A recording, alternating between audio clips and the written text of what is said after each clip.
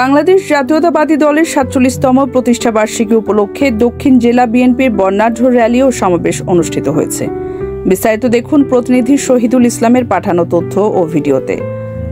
বাংলাদেশ জাতীয়তাবাদী দলের ৪৭তম প্রতিষ্ঠাবার্ষিকী উপলক্ষে দক্ষিণ জেলা বিএনপির উদ্যোগে বর্ণাঢ্য র্যালি ও সমাবেশ অনুষ্ঠিত হয়েছে।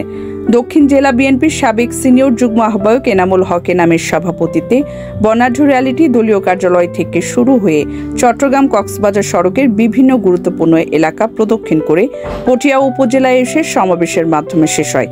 এ সময় পটিয়া উপজেলা পৌরসভা ও ইউনিয়ন বিএনপি, যুবদল, ছাত্রদল, স্বেচ্ছাসেবক দল ও মহিলা দলের নেতাকর্মীরা মিছিল সহ যোগ দেন। সমাবেশে বক্তারা আগামী জাতীয় নির্বাচনকে সামনে রেখে দলের সকল ভেদাভেদ ভুলে ঐক্যবদ্ধ হয়ে কাজ করার আহ্বান জানান।